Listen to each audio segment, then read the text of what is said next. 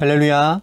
153 저녁기도에 오신 여러분들을 주님의 이름으로 환영하고 축복합니다. 오늘도 귀한 저녁의 시간 하나님께서 우리들과 함께 하심을 경험하고 이 시간 하나님께서 우리들에게 이미 응답하심을 허락하셨음을 우리들이 신뢰함으로 기도의 자리로 담대히 나아가는 시간이 되기를 간절히 소원하겠습니다.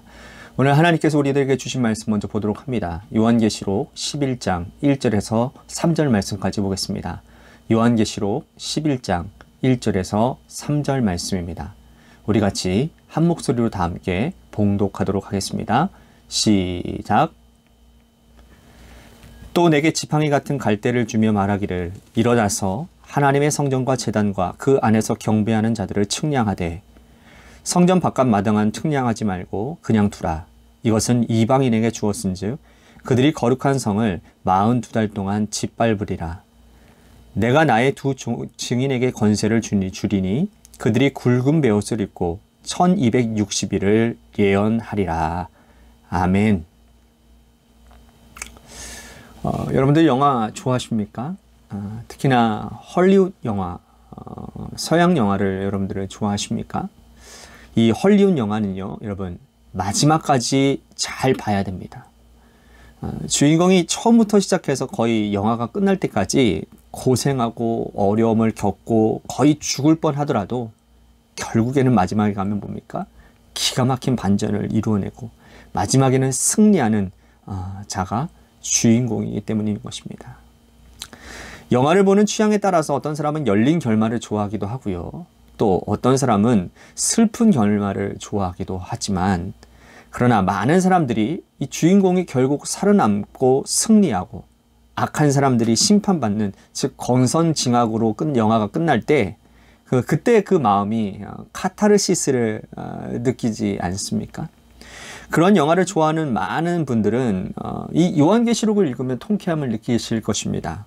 보장된 승리, 최후 승리가 믿음을 지키고 끝까지 투쟁하고 붙들고 살아간 성도들의 몫이기 때문인 것입니다. 고난당한다 하더라도, 어려움을 겪는다 할지라도 이 땅의 고난과 수고와 어려움을 온몸으로 막아내고 견디고, 그리고 그 견딤 가운데서 버틴 자들은 마지막에는 결국 승리하는 것이 바로 계시록의 말씀인 것입니다. 무시무시한 이야기가 아니라, 우리들을 멸망으로 이끄는 이야기가 아니라 결국에는 우리가 최후의 승리를 얻게 된다는 위로의 말씀이고 또 소망의 메시지가 되는 것이 바로 계시록 말씀이라는 거죠.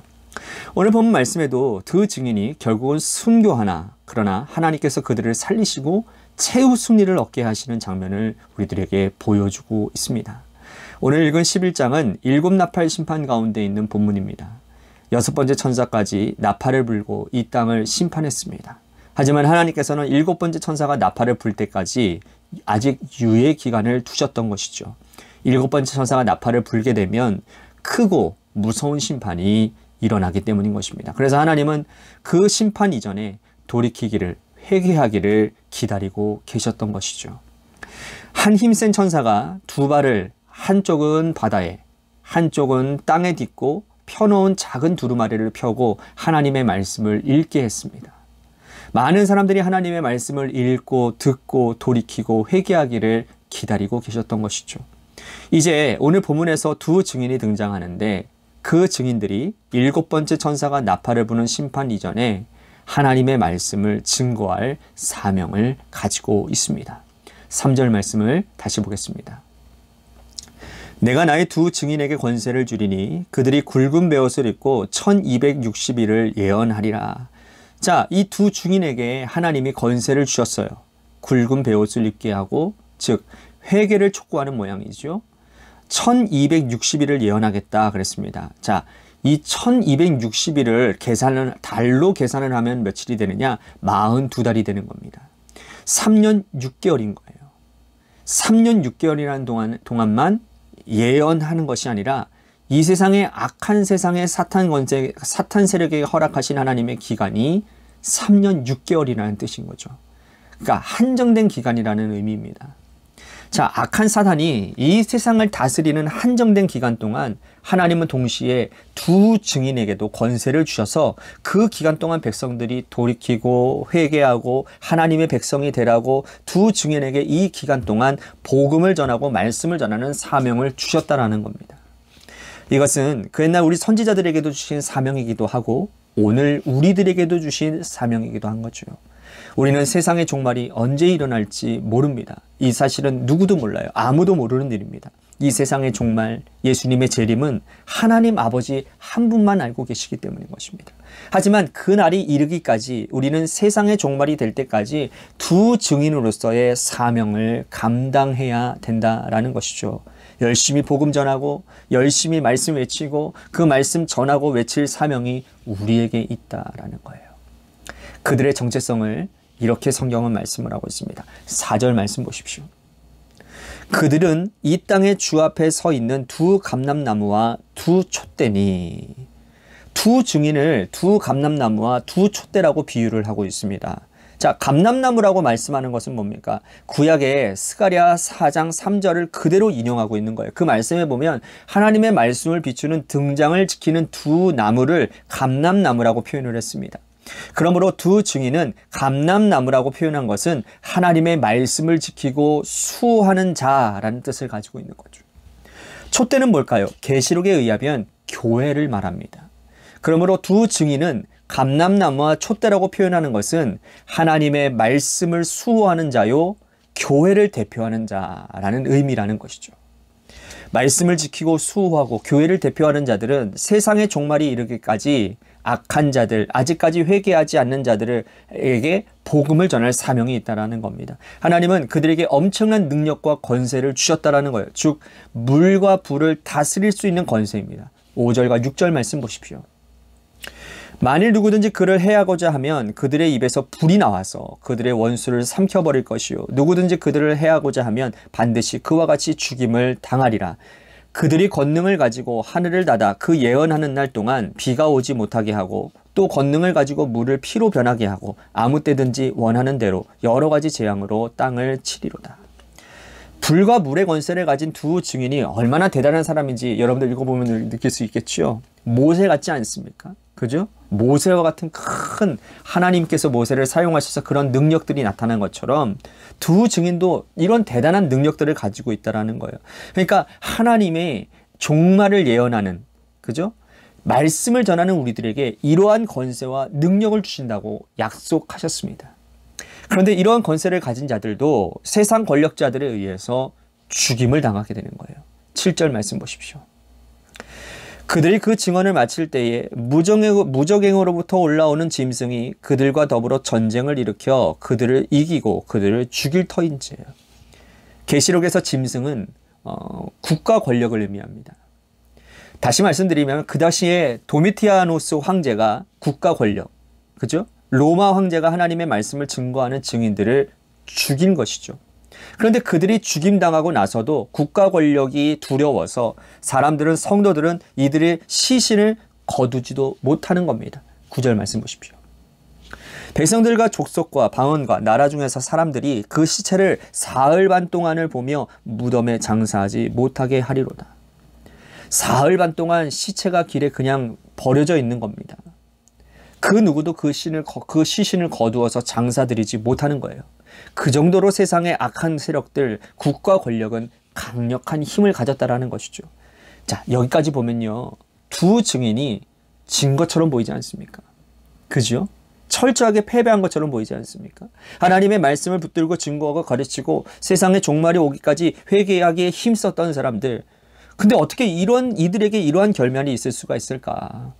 우리가 하나님의 말씀을 붙들고 살아가는 자들이고 우리가 주의 일을 하는 자들이고 주의 능력으로 온 세상 방방곳곳에서 전하는 자들인데 우리의 마지막이 이 모습과 같다고 한다면 여러분, 누가 복음 전하는 자리에 담대히 나아갈 수 있겠습니까?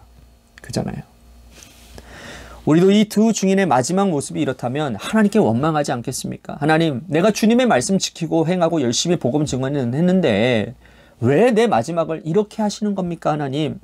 사람들이 볼 때 얼마나 비웃겠습니까? 열심히 복음 전하고 주의 종으로 살았는데 어떻게 이러한 결말로 마지막을 장식할 수 있단 말입니까?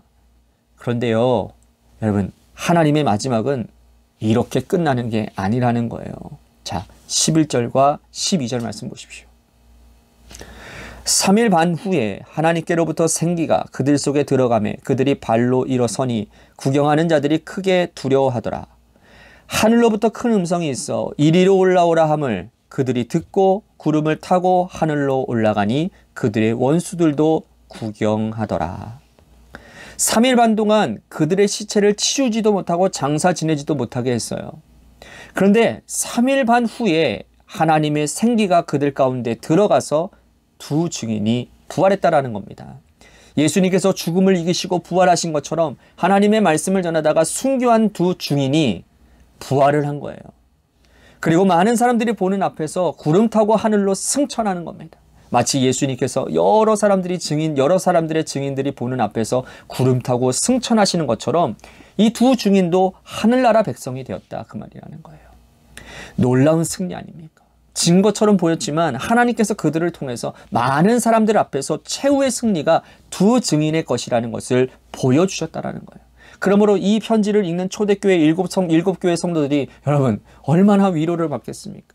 얼마나 큰 힘이 되겠습니까? 그렇구나. 지금 우리들이 당하고 있는 이 고난과 힘듦, 어려움, 경제적인 어려움, 또 종교적인 핍박과 여러 가지 환경, 생명을 위협받는 그런 환경 가운데서 낙심되어지고 신앙을 내려놓아야 되는 그러한 갈림길에 서 있는 그들에게 최후의 승리가 우리 가운데 있다라고 하니 여러분 그들에게 얼마나 소망이 충만해지고 얼마나 그들에게 믿음의 회복의 역사가 일어나겠습니까? 하나님께서 이렇게 두 증인을 하늘로 온전히 인도하신 후에 마지막 7번째 나팔을 부시는 거예요.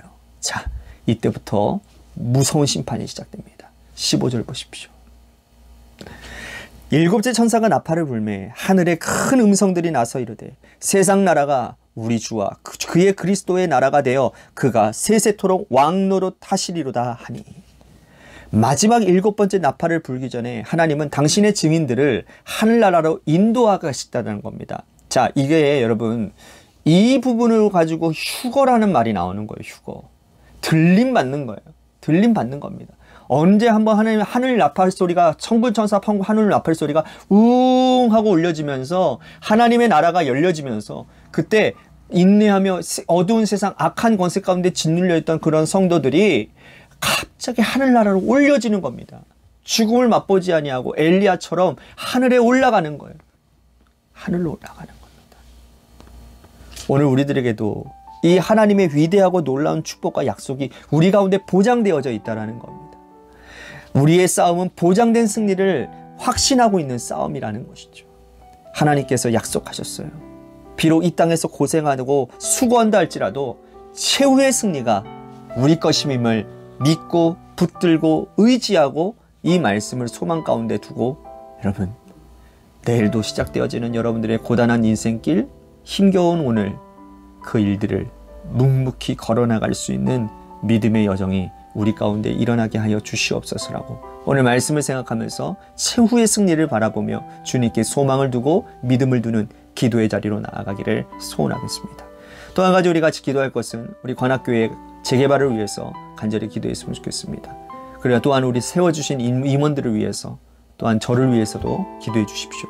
또한 홍정열 지사님을 위해서 기도해 주시고 우리 고3 수험생인 이도인 학생과 한유진 학생을 위해서 기도해 주시기를 바랍니다. 마지막으로 여러분들의 삶의 자리와 여러분들의 자녀들을 위해서 이 시간 노래 끝날 때까지 기도해 주시기를 바라겠습니다. 기도하시겠습니다.